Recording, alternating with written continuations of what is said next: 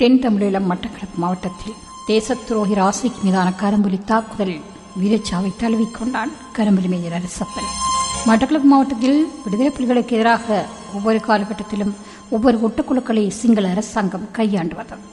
ஒட்டுக்குழுக்கள் ராசிக்குழு சேர்ந்து பல துரோகங்களை செய்தது. பல தமிழர்களை வெட்டியும் படுகொலை செய்தது.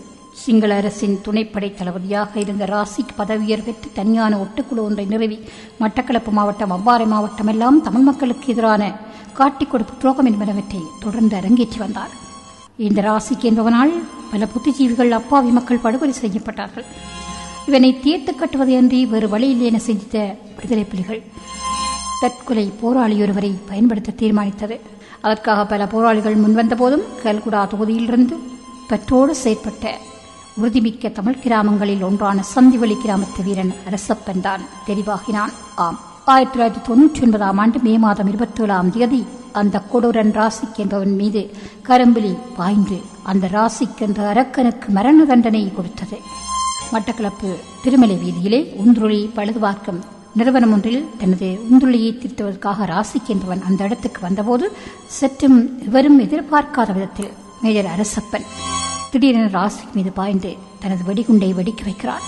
அந்த நாள் மட்டக்களப்பு மாவட்டம், அம்பாறை மாவட்டம் அனைத்திலும் உள்ள தமிழ் மக்கள் ஆனந்த கண்ணீர் சொரிந்தார்கள்.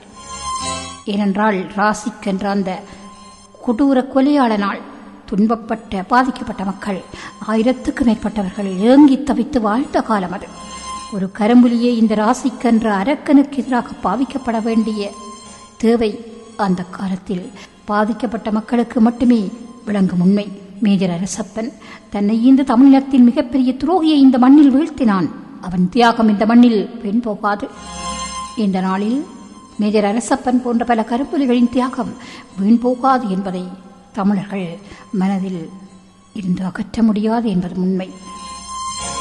இந்த அரசப்பன் கரும்புலியாய் வடித்து அந்த கொடூர கொலைகாரனை கொன்றான்.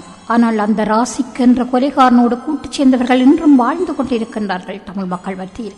அன்று நாட்டை விட்டு ஓடியவர்கள் இன்று நாட்டுக்குள் வந்து இந்த முள்ளிவாய்க்கால் மௌனத்தின் பின் வாழ்ந்து கொண்டிருக்கின்றார்கள். அரசப்பன் அந்த ராசி குழுவால் துன்புறுத்தப்பட்ட மக்கள் மனதில் என்றும் வாழ்ந்து கொண்டிருப்பான்.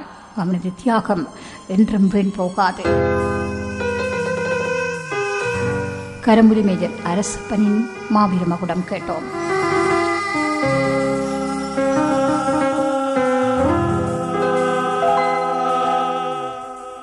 கரிகாலம் கணையே, கார்கால மழையே, பாடவா நீ பாடவா.